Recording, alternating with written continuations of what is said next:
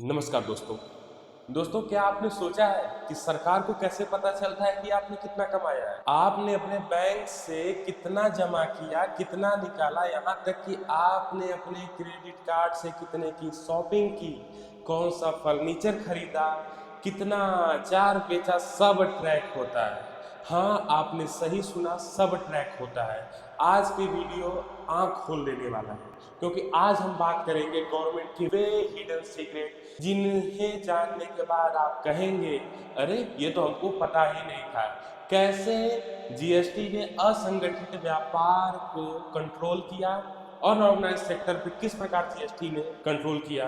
RCM, ITC और ई market जैसे नियम छोटे व्यापारियों को अप्रत्यक्ष रूप से मजबूर करते हैं। कैसे आपकी हर आय इनकम टैक्स के राडार को छू जाती है, कैसे कौन सी ट्रांजैक्शन सीधे इनकम टैक्स में रिपोर्ट होती है, और आखिर क्यों छोटा व्यापारी बर्बाद हो रहा है। दोस्तों, आज की वीडियो सिर्फ ज्ञान नहीं देगा, बल्कि आपको सिस्टम की सच्चाई भी बताएगा। चलिए शुरू करते हैं। सरकार आम आदमी को सीधे नहीं कहती, सिस्टम को पकड़ती है। सरकार आपके घर आकर नहीं पूछती भाई आपने कितना कमाया है, लेकिन सिस्टम ऐसा बनाया गया है कि आप चाह कर भी खुद को सिस्टम से बाहर नहीं रख सकते हैं। जीएसटी और इनकम टैक्स यह ऐसे हथियार है जिनसे सरकार देश की आपकी हर कमाई को जोड़ दिया गया है। खेला यही से शुरू होता है। करते हैं कि जीएसटी ने किस प्रकार से एक स्मॉल बिजनेसमैन को अपने सिस्टम के जाल में समाहित कर लिया। पहला है तरीका मैंडेटरी रजिस्ट्रेशन। सीमा पार की तो पकड़े गए। मतलब एक जनरल गुड्स के केस में जो टर्नओवर लिमिट है, यानी अगर आप सालाना 40 लाख रुपए तक का सेल्स करते हैं और सर्विस में अगर आप सालाना 20 लाख तक, तो आपको जीएसटी नहीं लेना है। सुनने में अच्छा लगता है, सीमा के नीचे है तो जीएसटी मत लो, लेकिन असली गेम प्लान क्या है? तो गवर्नमेंट ने ऐसा सिस्टम ही बना दिया है कि अगर आप जीएसटी नहीं लेते हैं तो आप जीवन भर छोटे व्यापारी ही बने रहे, आपको बड़ा व्यापारी बनने ही नहीं दिया जाएगा। तो आपको मजबूरी में जीएसटी का रजिस्ट्रेशन लेना ही पड़ेगा। बात करते हैं कैसे। पहला चक्रव्यूह है दोस्तों, इनपुट टैक्स क्रेडिट। छोटा व्यापारी फंस जाता है। मान लीजिए आप एक अनरजिस्टर्ड व्यापारी हैं, एक छोटे व्यापारी, आप फर्नीचर बेचते हैं, लेकिन एक होटल वाला आपसे फर्नीचर लेने जब आता है तो वह आपसे कहता है सर जी, अगर हम फर्नीचर तभी लेंगे जब आप मुझे रजिस्टर्ड यानी जीएसटी बिल दोगे, और आप यही मार खा जाते हैं। जब आप उसको जीएसटी बिल नहीं देते हैं तो वह उस रजिस्टर्ड विक्रेता से उस बिल को लेता है, जो एक बड़ा व्यापारी है, जो एक बड़ा फर्नीचर विक्रेता है। इस वजह से आपका व्यापार ठप हो जा रहा है, और आपको चाहे ना चाहे, भले ही आपका टर्नओवर उस 40 लाख के दायरे से नीचे है, लेकिन आपको रजिस्ट्रेशन कराना होगा। दूसरा तरीका है दोस्तों, जब आप ई-वे बिल को अपने राज्य से बाहर माल को भेजना चाहते हैं, तो उस कंडीशन में आपको ई-वे बिल बनाने के लिए भी जीएसटी रजिस्ट्रेशन की आवश्यकता होती है। तो अगर आपके पास जीएसटी रजिस्ट्रेशन नहीं है तो आप अपने राज्य से बाहर माल भी नहीं बेच सकते और ई-वे बिल भी नहीं बचा सकते। अगर 50,000 रुपए से ऊपर का माल आप बेचते हैं तो आपको मजबूरन जाने ना जाने में आपको जीएसटी रजिस्ट्रेशन लेना ही पड़ेगा। कैसे सिस्टम को बनाया गया है? उधर बोल रहे हैं कि 40 लाख तक कोई रिक्वायरमेंट नहीं, लेकिन अब समझिए। तीसरा तरीका है ई कॉमर्स। अगर आपको ऑनलाइन माल बेचना है, अगर अपनी सर्विसेज, अपने व्यापार को, अपने सर्विसेज के व्यापार को, गुड्स के व्यापार को एक्सपेंड करना है और आपको ऑनलाइन गुड्स बेचना है, तो मान लीजिए आपका टर्नओवर 5 लाख रुपए और आप अचार बेचते हैं, लेकिन जैसे ही आप ऑनलाइन अमेजॉन और फ्लिपकार्ट पर लिस्ट होने के लिए जाएंगे और उसके माध्यम से आप व्यापार करेंगे, आपसे जीएसटी नंबर मांगा जाएगा और आपको मजबूरन जीएसटी में रजिस्ट्रेशन कराना ही पड़ेगा, वरना आपकी ऑनलाइन दुकान उसी दिन से बंद। और मैकेनिज्म गवर्नमेंट ने अपना रखा है, वो है रिवर्स चार्ज आरसीएम, जिसमें गवर्नमेंट जो है सर्विस प्रोवाइडर से डायरेक्ट टैक्स न लेकर सर्विस रिसिपिएंट से टैक्स ले। गवर्नमेंट मान के चलती है कि जो हम उन्हीं सर्विसेज को इसमें रखेंगे ना, कि जो व्यक्ति छोटा है, गवर्नमेंट मान के चल रही कि ये सर्विस देने वाला तो छोटा आदमी, लेकिन सर्विस लेने वाला है ना वो बड़ा आदमी। जैसे आरसीएम में सेक्शन 9(3) में गवर्नमेंट ने एडवोकेट की सर्विसेज को रखा, गवर्नमेंट ने डायरेक्टर्स की सर्विसेज को रखा है, आरसीएम की कैटेगरी, स्पॉन्सरशिप की सर्विसेज को रखा है, गुड्स ट्रांसपोर्ट एजेंसी की सर्विसेज को रखा है, यानी गवर्नमेंट ये जानती है कि इन सर्विसेज को देने वाला तो कभी जीएसटी नहीं देगा, लेने वाला जरूर कंपनी, हम उससे जीएसटी ले लेते हैं। तो गवर्नमेंट इनडायरेक्ट तरीके से पर भी जीएसटी ले जाए। और एक और तरीका गवर्नमेंट ने अपनाया, वो था सेक्शन 9 सब सेक्शन 4 का। मित्रों, जब ये सेक्शन आया था बड़ा विद्रोह हुआ मार्केट में। यह सेक्शन कहता था कि अगर कोई पंजीकृत क्रेता किसी अपंजीकृत आदमी से कोई भी गुड्स खरीदता है तो उसको जीएसटी अपने जेब से आधा जमा करनी पड़ेगी। छोटे व्यापारी परेशान हो, इस तरह तो हमारा धंधा ही चौपट हो जाएगा। लोगों ने छोटे व्यापारियों से माल लेना ही बंद कर दिया। सरकार ने इस सेक्शन को बंद कर दिया। और लेकिन आज भी व्यापारियों को मनाम है, न जाने ये सेक्शन कब दोबारा से इम्प्लीमेंट हो जाए। और इसके प्रारूप को बदलकर गवर्नमेंट ने कह दिया यह केवल स्पेसिफाइड पर्सन पर ही लागू होगा। और गवर्नमेंट ने उसको स्पेसिफाई भी कर दिया है, वो है डेवलपर, रियल एस्टेट सेक्टर। जो डेवलपर है, अगर वो सीमेंट को एक निश्चित सीमा से ज्यादा अनरजिस्टर्ड पर सकते हैं तो उनको आरसीएम के तहत उस पर टैक्स देना पड़ता है। तो आप देख रहे हैं गवर्नमेंट को जहां ये पता है कि इन सर्विसेज और गुड्स को देने वाला आदमी छोटा विक्रेता है, उससे टैक्स नहीं मिल पाएगा, तो गवर्नमेंट ने उस पर जीएसटी आरसीएम के तहत लगा दी है कि सर्विस रिसिपिएंट यानी वह व्यक्ति जो उस सर्विस को लेने वाला है, उनको कंज्यूम करने वाला है, वही आरसीएम के थ्रू टैक्स। और सिस्टम है दोस्तों, GST one nation one tax तो है, लेकिन ये डेस्टिनेशन बेस्ड है। यानी आप जिस राज्य से टैक्सेबल सप्लाई करेंगे उन सारे राज्य में आपको जीएसटी रजिस्ट्रेशन लेना पड़ेगा।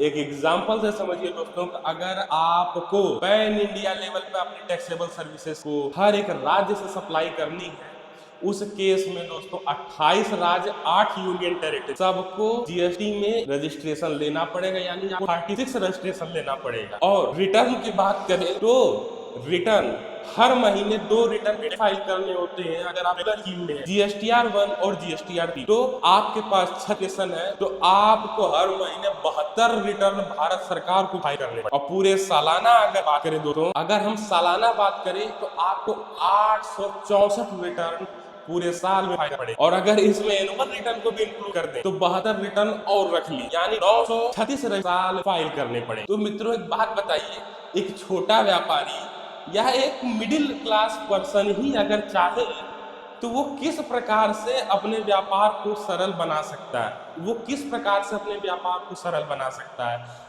यानी आपको पूरे साल में 936 रिटर्न जीएसटी के अंदर वर्क, कितना सिंपल टैक्स। और गवर्नमेंट का एक सपना था सीमलेस ट्रेड, यानी आपको बिना बाधा के किया जाए। तो आज तो उल्टा हो गया, आप अपनी ही क्रेडिट अगर बनाना चाहते हैं तो वह आपको अगले सप्लायर की दयादी पर निर्भर करता है। अगर उसने वो टाइम से भरा तो आप जीएसटी ले पाएंगे, वरना अपने दिए हुए पैसे का भी आप इनपुट नहीं ले सकते और आपको इंतजार करना पड़ेगा अपनी वर्किंग कैपिटल को फंसाना। नतीजा एक छोटे व्यापारियों की खराब, ये का खर्चा, कंप्यूटर इंटरनेट का खर्चा, हर महीने वर्किंग कैपिटल फंस जाता है, एचएसएन कोड गलत तो नोटिस का सामना, और आईटीसी को सदाबहारी नोटिस हो गई, हर महीने आनी ही आनी। उदाहरण के लिए एक रामलाल जी ने अपने 25 साल पुराने व्यापार को इन कंप्लायंस के उलझन की वजह से बंद करना पड़ा।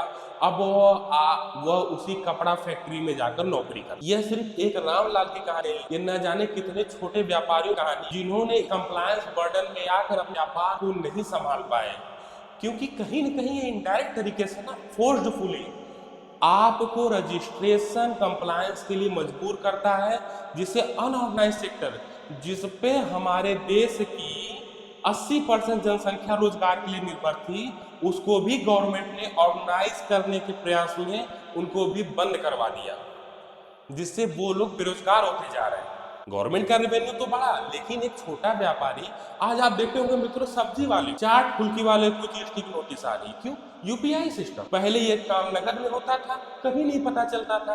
आज 10 रुपए 5 रुपए करते करते कब उसका 40 लाख ढक गया, उसके बाद नोटिस आ जा रही है। क्या आप चाट बेचते हो, 20 लाख के ऊपर गया, आपने जीएसटी रजिस्ट्रेशन क्यों नहीं किया? अब मित्रों वो तो उसके बारे में जानता भी नहीं है, मजबूरन उसको बर्डन में आकर अपने व्यापार को बंद करना पड़ रहा है। और है हथियार गवर्नमेंट का, वो है इनकम टैक्स। इनकम टैक्स में गवर्नमेंट आपके पूरे पैसों को कैसे ट्रैक करती है, इनको समझते हैं। Income tax tracking system, income tax विभाग के पास हर ट्रांजैक्शन की जानकारी का डेटा है। आपकी हर ट्रांजैक्शन का डेटा इनकम टैक्स के पास है। यानी बैंक में कितना रुपया जमा किए इसकी रिपोर्टिंग बैंक कर देती है।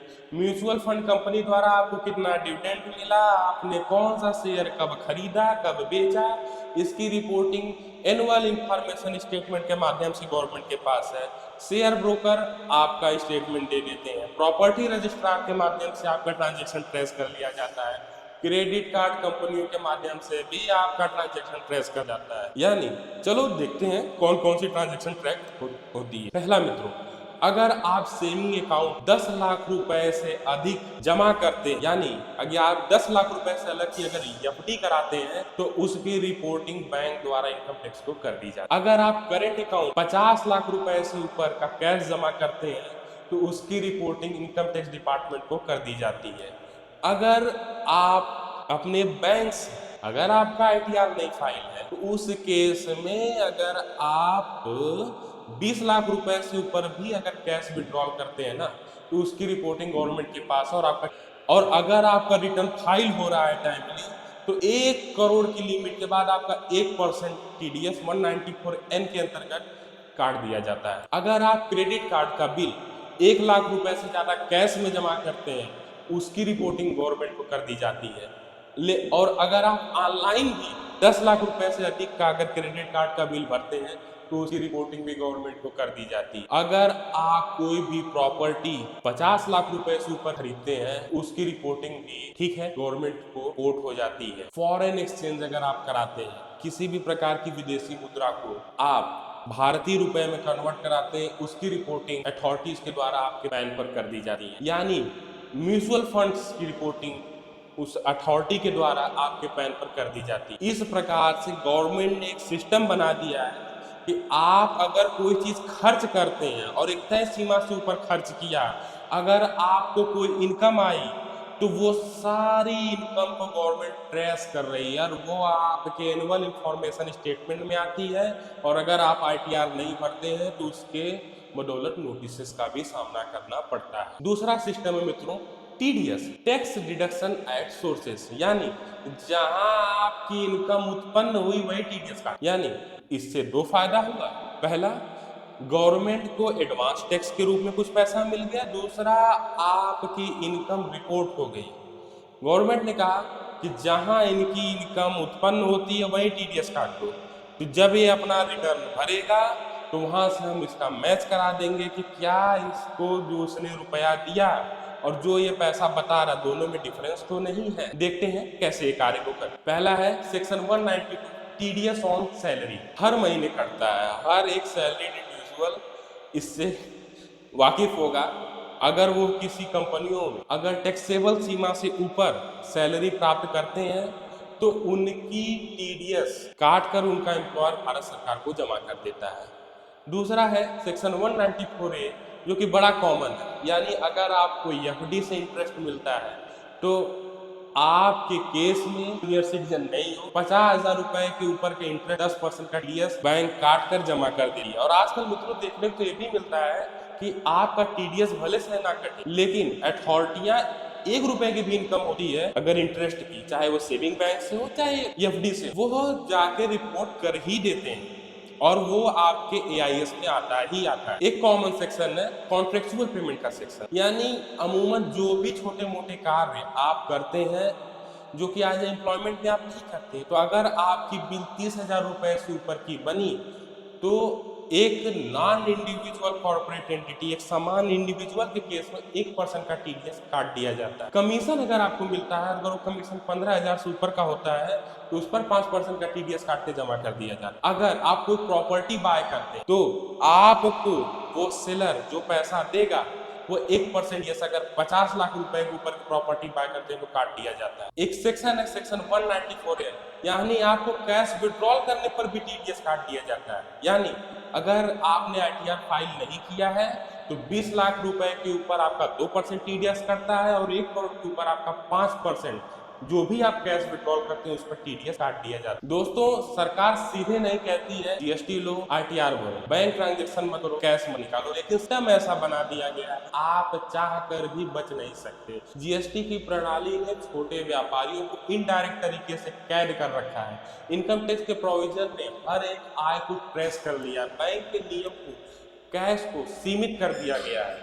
टीडीएस के नियमों को इम्प्लीमेंट करके आपकी कमाई पर पहले से ही टैक्स काट लिया जाता है। एसएफटी स्पेशल फाइनेंशियल ट्रांजैक्शन की रिपोर्टिंग ने हर बड़ी खरीद फरोख्त को निगरानी में डाल दिया है।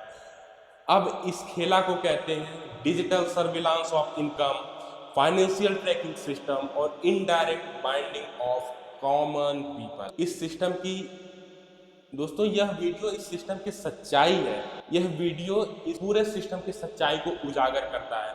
अगर आप एक छोटे व्यापारी या आम आदमी हैं और अगर आप एक छोटे व्यापारी हैं और आम आदमी हैं तो इनकम टैक्स और जीएसटी के कानूनों को समझना आपकी मजबूरी नहीं, आज के तिथि में जरूरत है। अगर आपको वीडियो हेल्पफुल लगा हो, कमेंट बॉक्स में अपनी प्रतिक्रिया जरूर छोटे व्यापारी तक पहुंचाएं, जिससे वह स्टे अलर्ट, आप इस वीडियो के माध्यम से stay alert and stay aware रहें। धन्यवाद मित्रों।